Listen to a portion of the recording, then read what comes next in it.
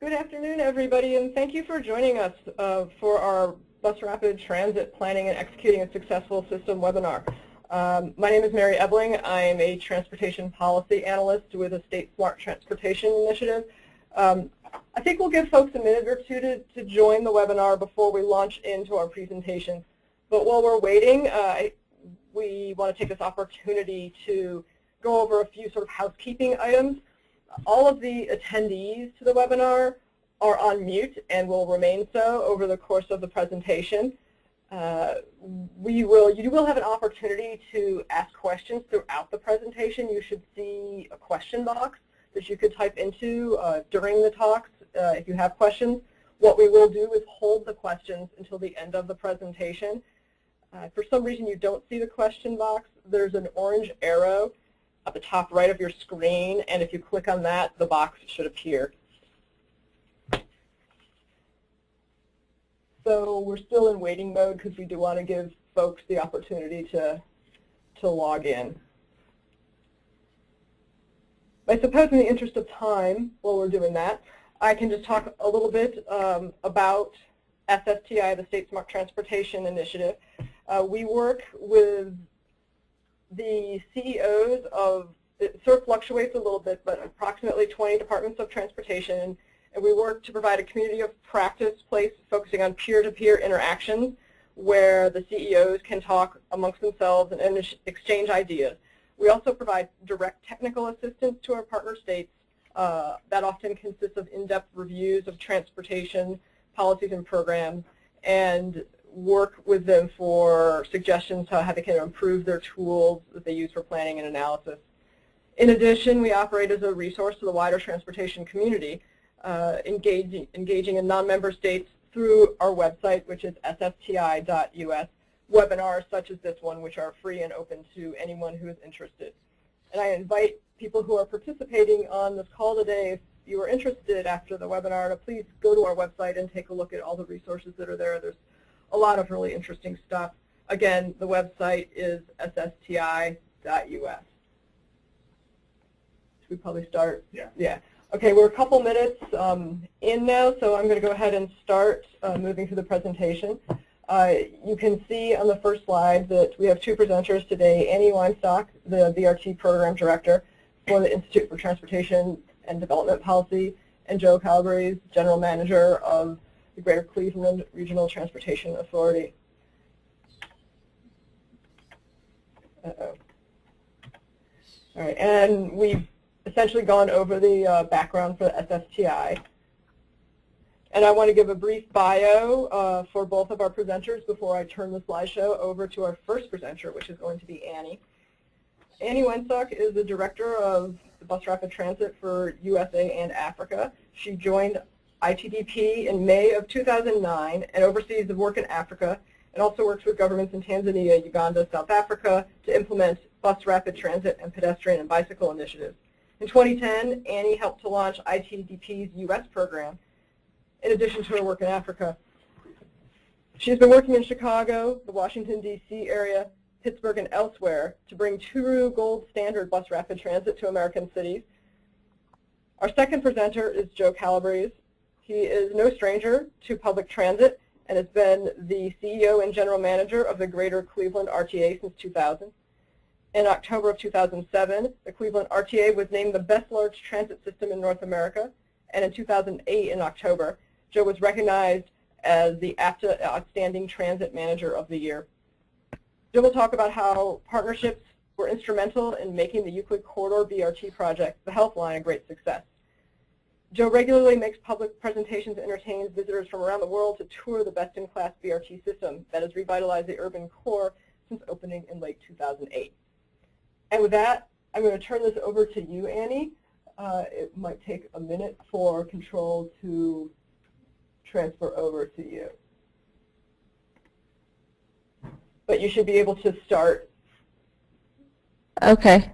Ready. So, well, thank you, SSTI, for hosting and organizing this webinar. My name is Annie Weinstock. I'm the U.S. and Africa Director for ITDP. I'm going to talk about bus rapid transit and how to meet international best practice.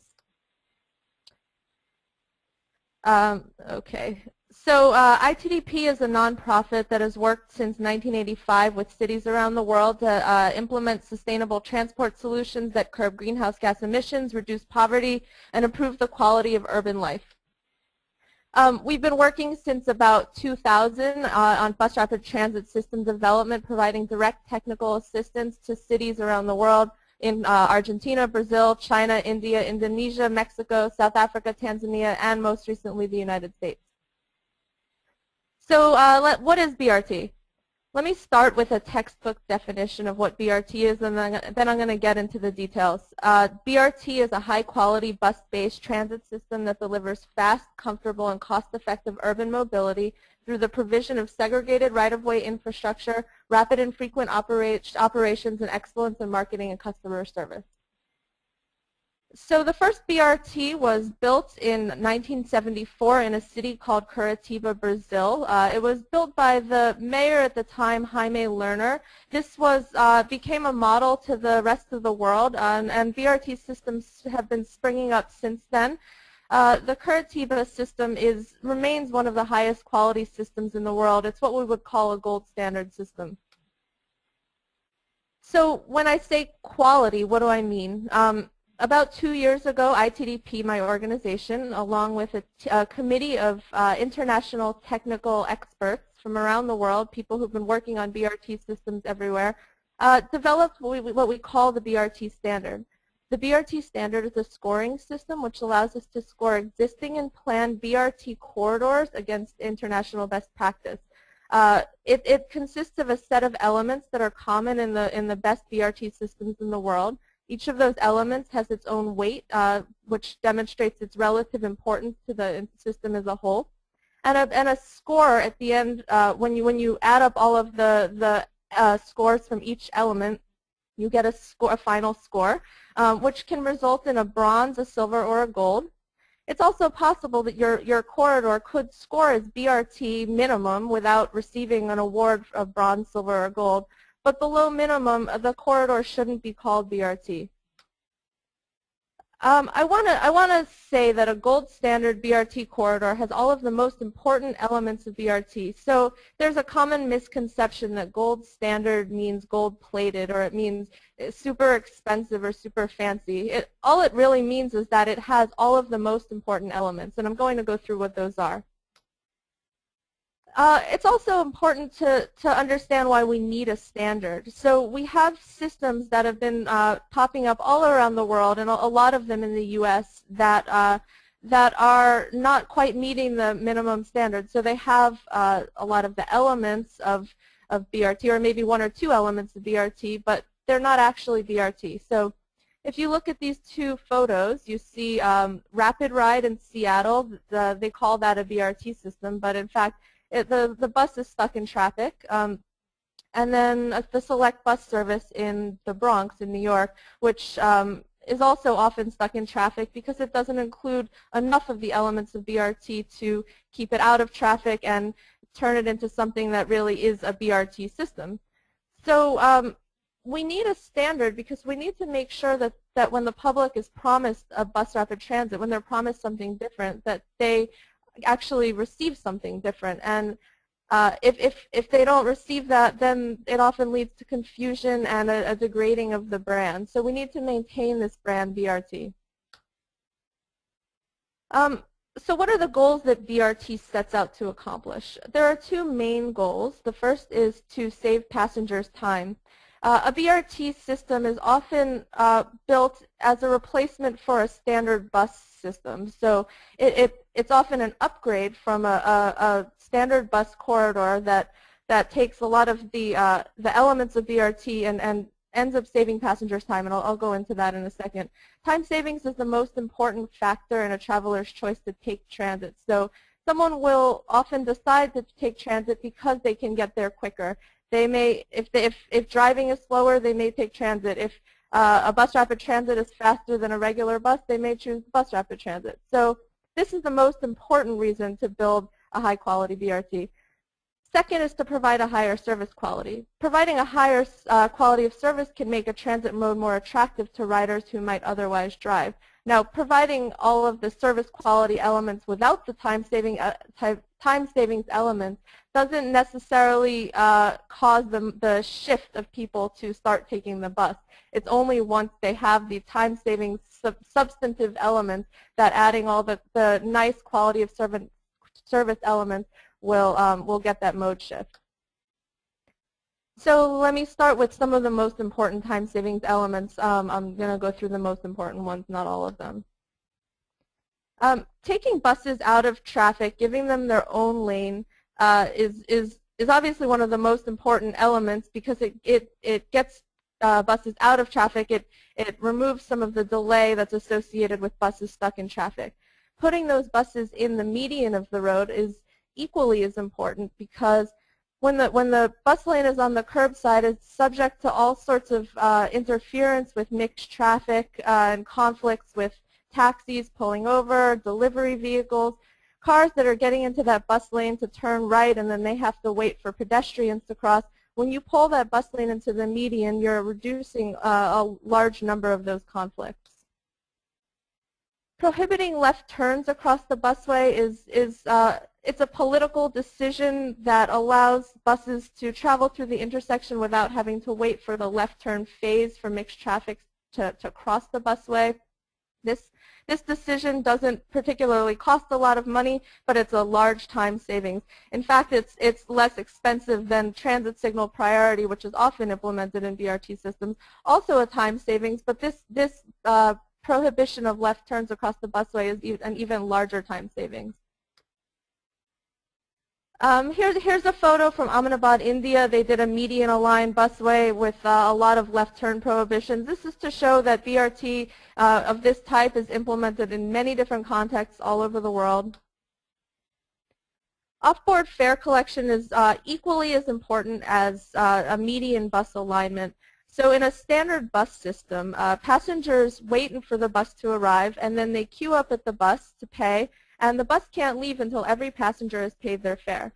In a system with really high passenger demand and high boardings and alightings at stations, this can be several minutes per station.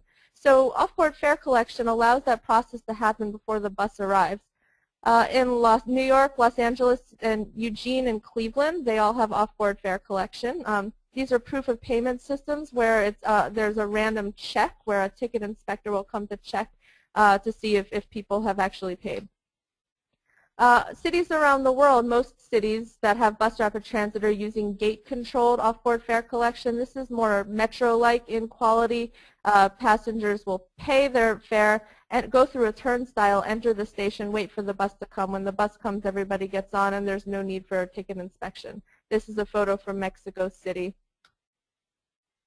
Platform level boarding is another one of these metro-like qualities. It allows passengers to step right on or right off the bus without having to take that step up or step down. It allows passengers with wheelchairs or baby carriages to roll onto the bus.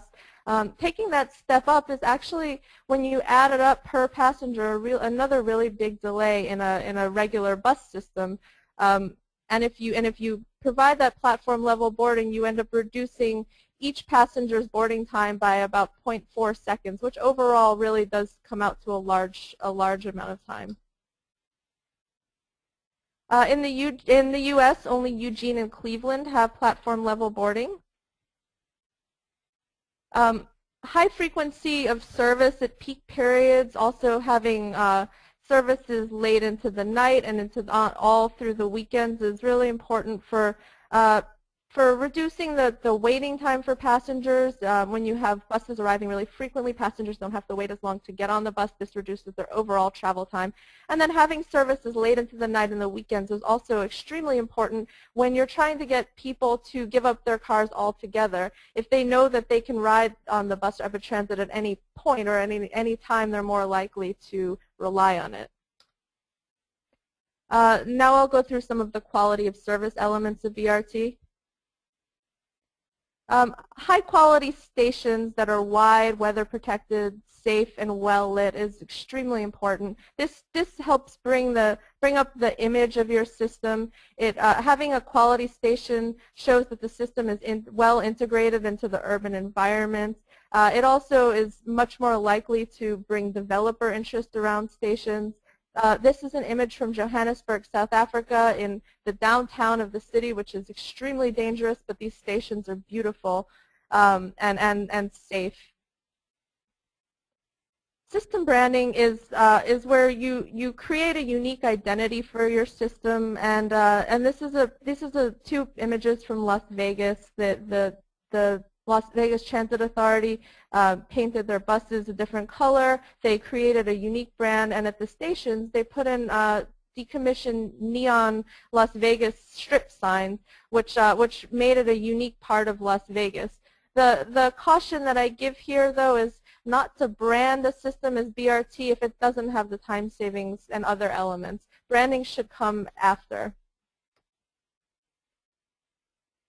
Passenger information is also really important, having real-time passenger information so that passengers know when the bus is coming and they don't feel the anxiety associated with waiting for a regular bus. Is the bus coming at all? So this is an image from York, Ontario, which is implementing a high-quality bus rapid transit.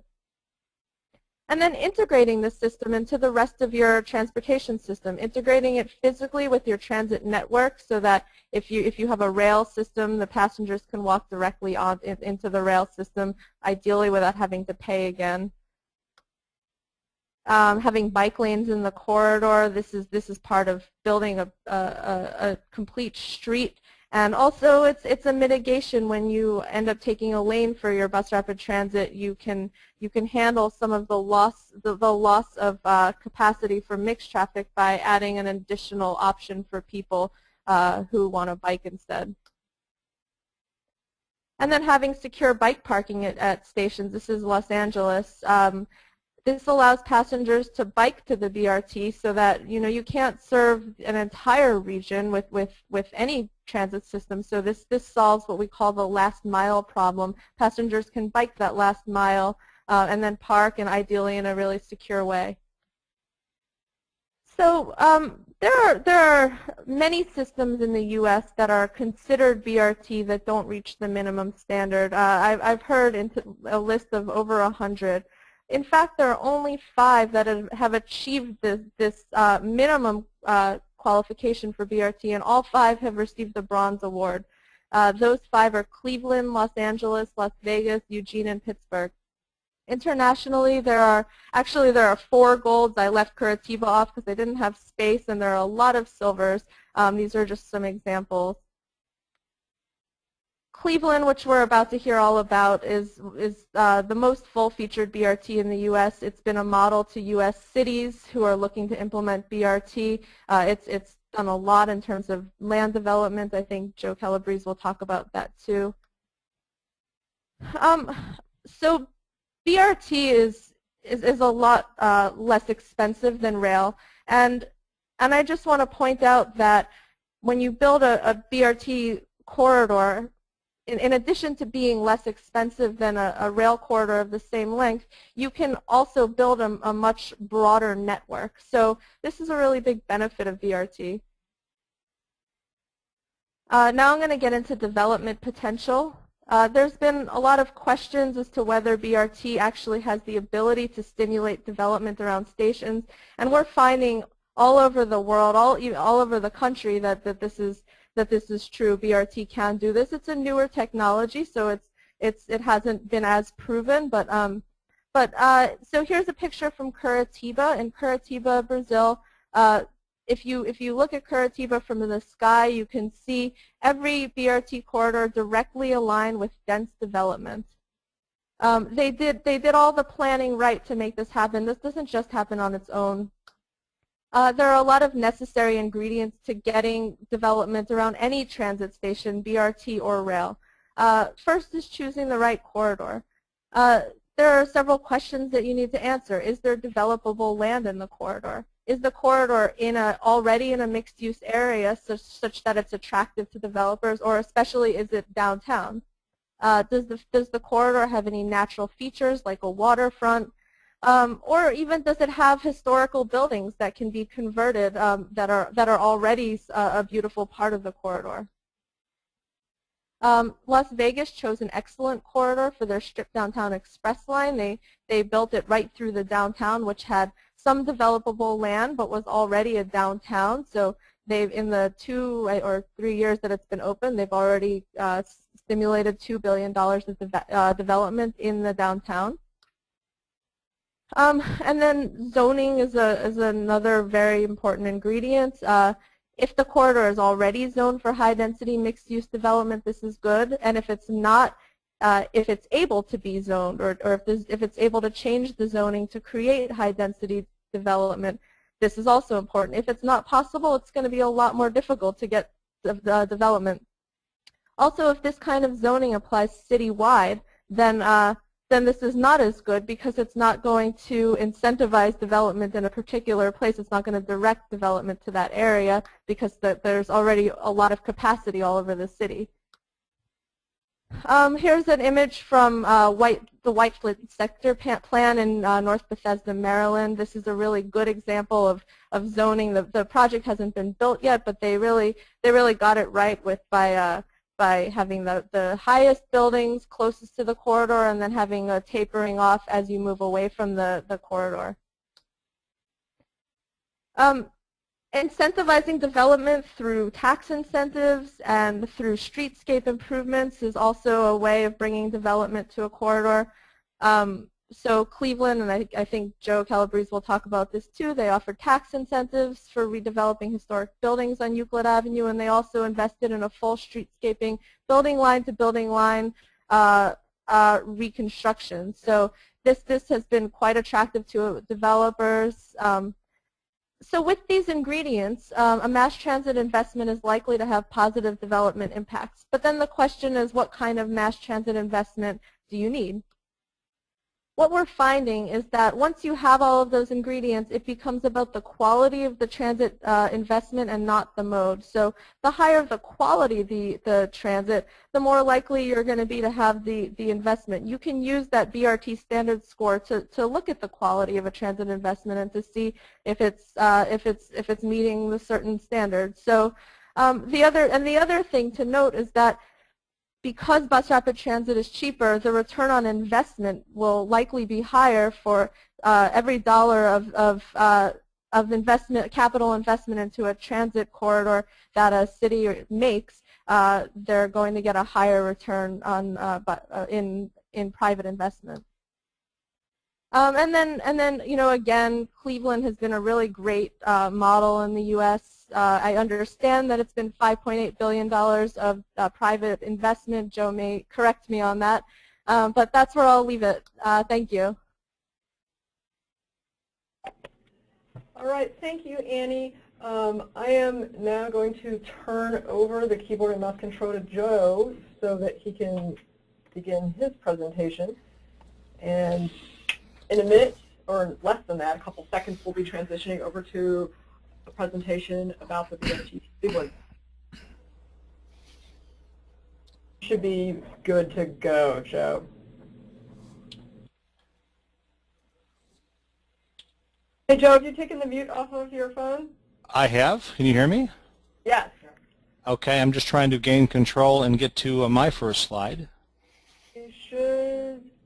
I'm going to take it back for a second. Let me just make sure I gave it to you. Nope, something didn't work quite right. Does that work now? No. Okay. Give it another try. Annie won't give it back. She won't, I know. So you're still stuck? I'm still looking at her last slide. See your mouse. Oh, well, you just need to advance it. So if you just, there you go. There we go. Perfect. Very good, thank you. I'm going to give you a little information about Cleveland's Healthline. I know Annie did a nice job of explaining some of what we did here. I try to take you from the planning to the implementation. We celebrated the 4th anniversary, the 4th year of operation just last month here in Cleveland. In that time, I've had well over 100 groups visit us in Cleveland. I've been to dozens of cities giving this pretty similar presentation. When we were designing our system, we didn't have the benefit of Annie's checklist. I wish we did. we weren't looking at saying how do we make this gold. We're looking at how do we make this rail-like, and I think that's the focus that we try to keep. We tried to brand this as a extension of our rail infrastructure here in Cleveland. A little bit about our community. We serve 59 municipalities in our region, about a population of 1.5 million, serve about 200,000 customers a day. We are full-service multimodal with 500 buses, 60 heavy rail vehicles, 48 light rail vehicles, and 24 vehicles we do not call buses on our BRT. We call them rapid transit vehicles. Matter of fact, we don't call BRT bus rapid transit. We call it better rapid transit. Pretty extensive bus network in the greater Cleveland area. Most things are focusing in on downtown. You see example of some of the bus fleet, which is pretty typical for many cities. Our first real example or real attempt at branding was our park and ride lot service with the MCI coaches in the upper right-hand corner. We did a great job of branding our downtown circulator system, our trolleys in the lower left-hand corner, again with unique vehicles, with unique operators and a whole unique brand concept. Our rail system dates back to the 1920s, again pretty extensive for a city of Cleveland size. Light rail system was built back in the 1920s. The red line, the heavy rail system in the 1950s. We did an extension of the light rail system in 1990 called the Waterfront Line. You may see that in the middle of the screen to extend the service from the core of downtown to the Rock Hall, the Brown Stadium, and things such as that on the waterfront. Most of my comments over the next few minutes will certainly be about the Healthline, again, our next rapid transit line. The only difference we feel in the design process is what the wheels were made of. They're made of rubber and not made of steel. Euclid Avenue has a long history. This was our main street. It still is our main street. You can see by these pictures, very, very public transit oriented. Trolleys going down the middle of the street, total confusion between cars and pedestrians, but it worked out well with a very, very high ridership numbers on this fixed mode system. The trolleys went away in 1954, replaced by the number 6 bus route, our highest ridership route. Did a great job of moving people up and down Euclid Avenue, but was not the mode of choice for choice riders. It was very much the mode of choice for transit-dependent riders who quite honestly had no choice. And, you know, from a community development perspective and from a business development perspective, we really wanted this community to do more, and that discussion was over many, many decades, not just many, many years. What are we going to do on Euclid Avenue to make it right? And would it be a subway? Would it be light rail? Would it be do nothing? Would it be bus rapid transit? And actually our governor, who was our former mayor, in a trade trip, saw the BRT system in Curitiba and came back and said this might be the solution for Cleveland. That participated a group of business leaders going down to see the system and coming back and saying, hey, this might be the solution, the cost-effective solution for bringing a high-quality system back to Euclid Avenue with the hopes of redeveloping that Cleveland's Main Street that we saw before. And try to determine will this work or not. We wanted a system that would serve about 30,000 people a day. Wanted that connectivity among the community and other RTA services. Funding was very important. Wanted to, certainly be able to achieve FTA funding. This was actually the first FTA New Starts project funded for a non-rail project. Cost, obviously important, both capital and operating cost. And the reason we had so much support by the local developers and businesses and chambers of commerce people is they wanted to bring back that glory of Euclid Avenue. They wanted to see buildings that had long been plagued with high occupancy rates to grow in value and grow in land value and grow in value as an investment. Again, our concept, not BRT gold-like. We wanted it to be rail-like. The name was going to be the Silver Line to kind of coordinate with our other rapid transit services, our other rail services, the Blue Line, Green Line, and Red Line. My mantra was very simple: rail-like, fast, simple, safe, and first class. And I think some of those are taken right out of Annie's books as to what's the most important thing in BRT. Certainly the key was promoting economic development in the region. The corridor is a little over 9 miles long. We reduced 108 bus stops to 36 stations. Reduced the travel time through the techniques that Annie mentioned, from 40 minutes to 28, building face to building face. included bike lanes, a lot of landscaping, and public art, again, to encourage others to develop and invest along the corridor. Kind of a few pictures I will show that we used. Again, there were no examples that we had in 2002 to 2004 when we were designing the system, so my concept was to transform Euclid Avenue from this picture to this picture. Difference being the median, the exclusive lanes, building face to building face improvements on roadway, curb, sidewalks, trees, much more pedestrian friendly, bearing the overhead cables. Again, a total transformation of an old tired street that no one was investing in terms of development. We were able to get a full funding grant agreement in October 2004. Construction started the next year. About $200 million was invested in total, 50% from the FTA through the New Starts process, the rest through a variety of sources, our State Department of Transportation, our organization, the City of Cleveland, and the MPO. Very strong support by the community, as I mentioned, the chamber, the business owners. These are individuals who own major properties who saw total disinvestment, a roadway in disrepair, sidewalks in disrepair, and they needed to do something to turn that around. The reason our project was so successful, I am the first one to say it's not what we did, it's that other people leveraged our investment to have a great investment of their own. We do have off-board fare collection, as was mentioned, with the ticket vending machines at each station.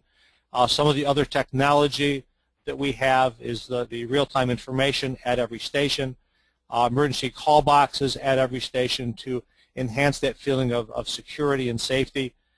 There are cameras in our vehicles. There are cameras in the stations. There's cameras throughout the corridor. Again, we feel that safety is key. Safety and lighting. There are actually 12 cameras on the vehicles. And the station design we thought was very important. Both the stations, not the bus stops, the stations, and the vehicles were really going to be key to the ongoing image of this project. So you see a few shots here of some of the stations, very easy to clean, but probably some of the most enclosed stations you'll see in bus or light rail in the U.S. Very utilitarian. A lot of the components are interchangeable, very easy to clean, and they're cleaned comprehensively every single day as part of that image process.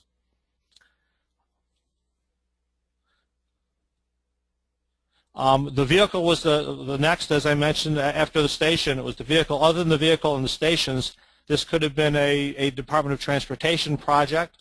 We wanted that rail-like image of a vehicle, wanted that upscale brand, and we could not find it, quite honestly. It was not available in the U.S., and our couple attempts to buy a European product failed because the FDA would not allow us to because of Buy America regulations. So we actually ended up working with a company, worked with New Flyer. Here's a picture of a New Flyer 60-foot hybrid electric articulated vehicle they sold to Seattle. They sold a number to Seattle. They were very pleased with the product, and we worked with them to modify that product to come up with something that looked a little more rail-like. Pardon the expression, was a little sexier, had a little more appeal to the non-transit people to have a product that worked for us. And we came up with a product that we think was great. Again, 63-foot long, like a rail car, doors on both sides, which allowed us to access and serve the median stations. Again, after we did this, and we invested actually $1.9 million into the development work, I think 19 different cities have now bought this product for their BRT services. A lot of landscaping, as I mentioned. Just go through some shots. We talked about 1,500 trees where we could not put trees. We worked with the Downtown Cleveland Association for plantings to really keep it great. Economic development is certainly the key. From my perspective, we wanted a great first-class public transit system. From the community's perspective, the support we had is because they wanted their existing investments to grow and prosper, and we were able to, I think, accomplish that better than even we had thought. I don't know about your city, but in our city, sometimes the media can be negative. They came, and I was giving speeches like this one, talking about $2.5 billion of economic development. They came and wanted to question that number. They did question it. They did their own research, and this was the front page of the Sunday paper a few weeks later. They said, Joe, you were wrong. We knew you were wrong. It's $4.3 billion, not $2.5 billion, so we certainly have used our number for a number of years, and now, as Annie mentioned, it's well above $5 billion. And the improvements and the investment was totally along the corridor. I'll just show you a few pictures of that. This was obviously a vacant building in mid-Euclid Avenue during construction. This is the building today. It's first floor retail, upper floors, upscale apartments. As of 3 weeks ago, this had 200 people on the waiting list. This place sold out immediately, and you're seeing this type of process, this type of investment up and down the corridor. Just a few other shots.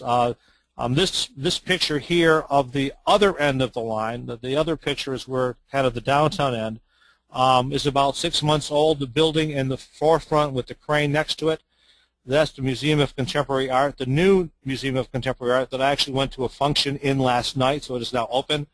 The two buildings in the foreground that are clad in blue, those are now open. I had dinner in the one on the left a few weeks ago.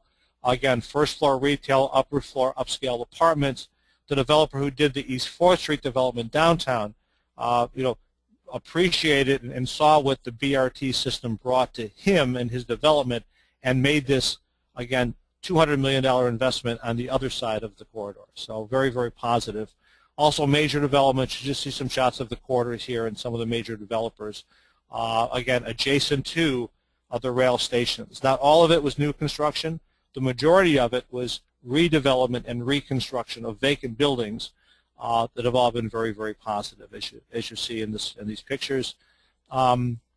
Spent a lot of time branding the product, building that rail-like brand. This is a picture of one of the rail-like vehicles, the rapid transit vehicles at the Cleveland Auto Show, which is one of the bigger auto shows in the country. We brought the vehicle to the auto show 3 or 4 years in succession to show them what the Silver Line was going to be. This actually is a press conference where we announced that the Silver Line was going to be replaced. The Silver Line name was going to be replaced with the name of the Healthline. That was due to a naming rights sponsorship that we sold for 25 years to the corridors and actually the state's two biggest employers, the Cleveland Clinic and University Hospital. Again, the money we use from this naming rights deal, we are investing back in the corridor in terms of cleaning the stations, changing out the flowers and the landscaping beds 3 times a year. So it's an investment back into the corridor. Again, we use the tagline then from the Silver Line to the Healthline, with the tagline "Pumping New Life into the City," which is really, I think, in many ways what it's all about. Ribbon cutting, as I mentioned 4 years ago, on time and on budget, is now an integral part of what we do every day in terms of promoting our services. Our customers appreciate that the on-time performance, the travel time savings.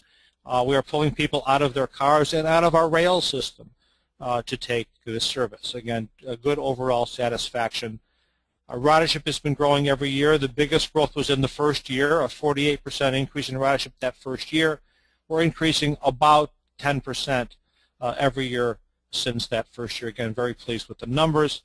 Very pleased by not having a manual to go by, but everything fit together well with the station. Here you see the station and the landscaping and the vehicle. How it all fits together in a good way. We have been highly recognized in doing what we're doing. Much of it, I think, we did by accident. We're very pleased about that. I wish we had Annie's scoring system. And by the way, Annie, I score us a solid silver in your rating, and I'd love to go through that with you sometime. But it's been a great project. There's not a whole lot we would change. A lot we've learned. We are now planning a few other projects based on this in the greater Cleveland market. And that concludes my remarks, and I'd love to answer some questions when they pop up on the screen. Thank you so much, Joe. This is Mary again. And I want to thank everybody for attending the webinar. I want to thank our presenters for their excellent presentation. We will be posting this webinar on our website by the end of the day today for folks who want to download the audio and the slides. One of the things we've been doing over the course of the webinar is taking questions throughout, and I am now going to turn it over to my coworker, Bill Holloway, who's been sort of in the background but has been sifting through those questions. Hi, everyone. We'll just start from the beginning with our first submitted question, and the question is, should there be different standards of BRT for different countries and different environments? Yeah, so we've been asked that question before.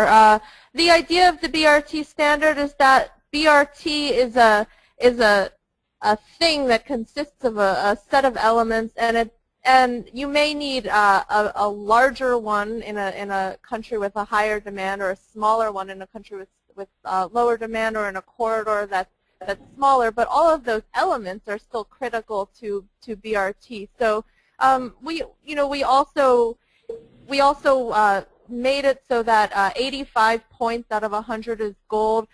That 15 points gives the system some wiggle room in case that there are some elements that don't fit perfectly into the context. And in order to get to those 85 points, it's a difficult political achievement, but it still means that the system has included all of the most important elements. Right, and another question from Austin, Texas. Can BRT provide a real long-term solution to mobility? There's a lot of discussion in Austin centered around which sort of transit technology, BRT, LRT, or urban rail, is best suited for the city's historic backbone. I think we could probably both answer that question. I can start by saying that I believe that BRT can provide long-term mobility, in part simply because when you have a lower cost solution, you can build out a much larger network, and when you can build a much larger network, you can serve a lot more people in a lot shorter amount of time. So in that sense, yeah, it's going to be the more sustainable solution in a much quicker time period. Yeah, I think that we developed our system with 5-minute frequency during the rush hour. We've had to extend that 5 minutes. It's a long rush hour now, because when we went from 5 minutes to 10 minutes, we were overloaded. But we designed it for about 30 to 40,000 people a day, and I think we can comfortably accommodate that. And there's BRT systems around the world that carry, 5 or 10 times that amount. So I'm not necessarily concerned about what the wheels are made of. I'm concerned about what is doable. I think we had, like in many cities, the advocates that said it should be rail or nothing, and if that was the philosophy we had, it would have been nothing, simply because rail was not affordable. And so Euclid Avenue would not have benefited from all the things it has benefited from if we had a rail or nothing attitude. So I don't think that, you've got to look at every single city and every single political process differently and uniquely to make that decision. But if money were no object, I think more people might go with the rail, but I don't know at any time that money has not been any object. I also want to add, sorry, that when I think part of the question was also about whether it fits into a downtown area, and Mexico City just built a BRT through its historical downtown neighborhood, which is really narrow cobblestone streets, really beautiful architecture, and the BRT fits in really well, and it's been highly successful. Great. And can either of you share examples in the U.S. or Canada of testing corridors for potential BRT investments by first trying express bus before going all the way to BRT? In my experience, this almost never works. When a city starts out with express bus, they generally end up with express bus. So I've never seen a case. I know that in York, Ontario, they've been talking about upgrading their, they did some bus priority improvements, and they've been talking about upgrading it to BRT, but it hasn't happened yet. So I don't have any experiences yet where that's actually worked. I think the elements or characteristics that that Annie talked about just work so well together, and even missing one or two makes such a substantial difference. And obviously, if you've got a good corridor with good ridership, any improvement will help. But I think if you include the majority of those characteristics, you just see that tremendous bump at one time. All right. And we got another question about using BRT to break through congestion choke points where you have limited right-of-way. Can you talk a little bit about that? Sure. I guess, yeah. I mean, it can be really difficult if you have limited right-of-way and a lot of congestion. But often it's those most difficult points where you're going to need the BRT the most, because when you have more people on a bus, you're going to benefit more people by providing them that exclusive right-of-way. So it's going to be a much more difficult political decision to take that space and provide it to a bus. But it's usually the best choice if you, yeah. Right. And let's see. In terms of, are there any best practices or examples of converting BRT lines into higher capacity rail lines? Do you think that's feasible or advisable?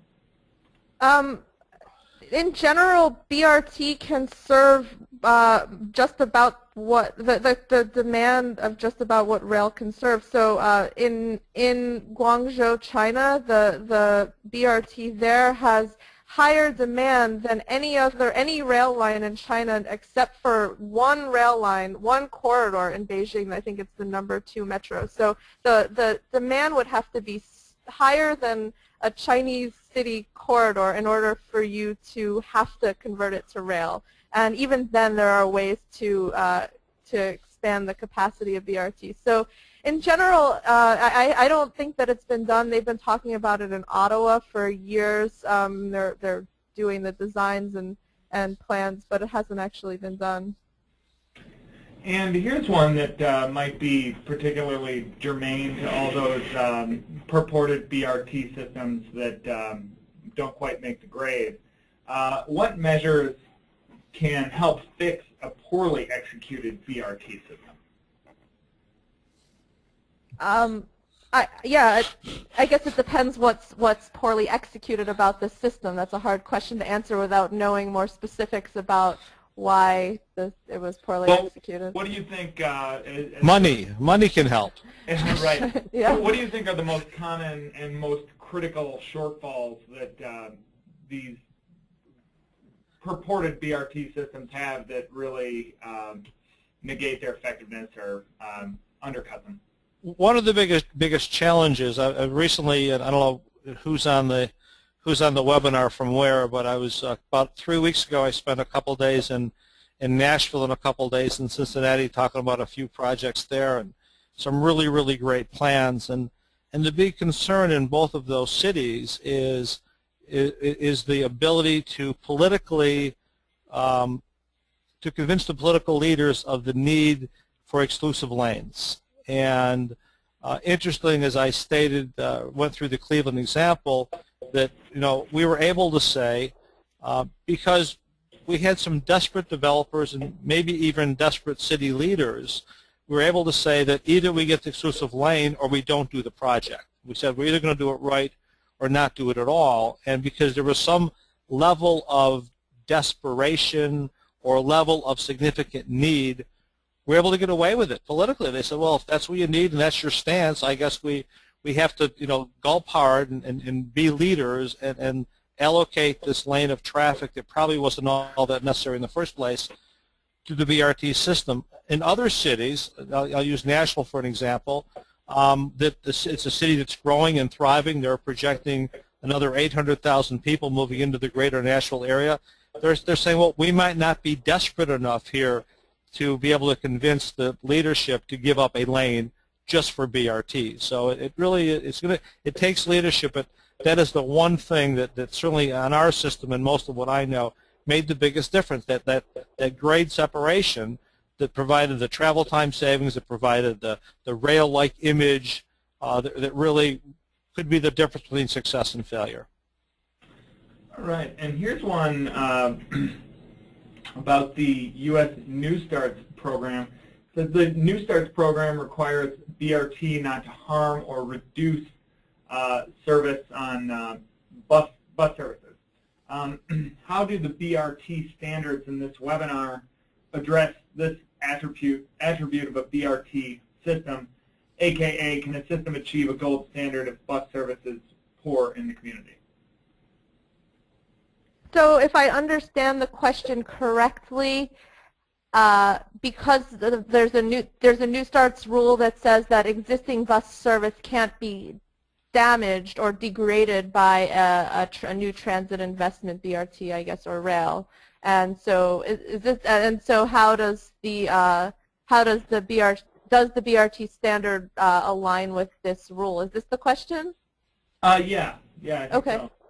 I mean, the a BRT system generally takes an existing bus service and upgrades it. So it would if the bus service is poor, you wouldn't want to downgrade it, I guess. Right. So I mean, but I think one important element of the BRT standard that I didn't really talk about is the ability to allow buses to go on and off the BRT corridor. So you might have a certain service pattern in a city where buses travel on a street for a little while and then turn off. And I know this is the case in Cleveland too. You can bring some of those buses onto the BRT corridor and allow them to take advantage of the BRT infrastructure and then turn off and continue into the neighborhood so that people don't have to make a transfer. This is a way to preserve the existing bus network and potentially upgrade it. And it's also something that you can't do with a light rail system because you would have to force everyone to stop at the rail corridor and transfer to get on the rail vehicle. Right. Yeah, I mean, our system was designed so that roughly 75% of the improvements we made are ones where not just the special rapid transit vehicles can incorporate on the exclusive lanes and stop at the upgraded stations, but several other bus routes can as well. As a matter of fact, effective December 9th, later this week, we have a schedule change. We have three other bus routes that will be using in some portion of the improved corridors we made, which includes the stations, the off-board fare collection, and the exclusive lanes, and the traffic signal prioritization. So it really is worked to take some marginal bus service and make that much, much better. Great. Yeah, perfect. And how important is it, do you think, to keep the corridor maintained, clean, graffiti-free, etc., to maintain the brand? And what percentage of operating costs are you dedicating to this? And maybe Joe, you can start. Let me try to throw. Let me just expand that a little bit because I think it's very, very important. With the number 6 bus line, the line that the Healthline replaced, we provided about 8-minute rush hour service. To provide 8-minute service, I had 28 buses on Euclid Avenue during the rush hour. Because of all the travel time savings we talked about, I went from 28 drivers providing 8-minute service to 16 drivers providing 5-minute service. I'm saving a boatload of money in terms of operating the system. So yeah, we devoted some of that savings to the maintenance of the corridor. Now, we were lucky enough that maintenance is being heavily subsidized by the naming rights. But even if it wasn't for the naming rights deal, we would have done it anyways. It's extremely important to do everything first class. The stations are cleaned every day. They're power washed every day. The vehicles are washed every day inside and out, hand washed, by the way. It's just important to do things right. That's a big part of the success we realized. Do you have any comments on that, Annie? I mean, everything Joe said is exactly right. I would add that the BRT standard actually has some penalty points that if the corridor, the stations, and the buses are not well maintained, the system actually loses some points. So we've attempted to formalize that in the scoring system. Great. And are you aware of any examples of BRT that goes from operating on the streets and on its on the busways to actually working on a active rail line for part of its journey? The Pittsburgh system and the Ottawa system. Sure. Yeah, I think Essen too, and Brisbane. These are all designed that way. Also, LA's Orange Line is designed on a former freight rail corridor. So there's a lot of examples like that.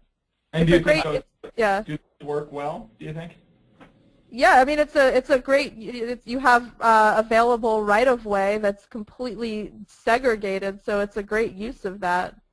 Yeah, we have precision docking, and we borrow the docking arm technology from Essen, but actually in Essen, Germany, I believe, the vehicle actually rides in a median along a curb system with these guide wheels, and part of that guide wheel system takes the vehicle right onto, for a portion of its route, it parallels and is actually on a rail platform as well, rail track as well.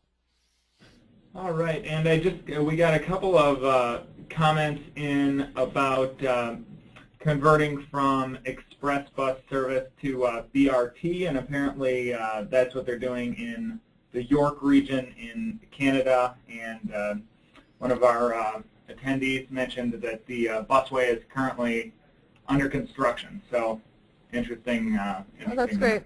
Yeah. And someone asked about one of our listeners asked about the Houston system, and why isn't their successful system considered BRT? I'm not sure if you're familiar with that. I'm not familiar with Houston. Okay. And let's see. Are there any examples of bike sharing accommodation at stations, at BRT stations? The BRT standard gives a point for bike share integration into the system. In the U.S., there are no examples of that, although Chicago is looking to do it in their planned system. Internationally, there are examples of it. Mexico City and Guangzhou are integrating bike share into the BRT. Right. And what is the environmental impact of BRT vehicles versus rail vehicles, and are there alternative fuel BRT vehicles available with lower air quality impacts?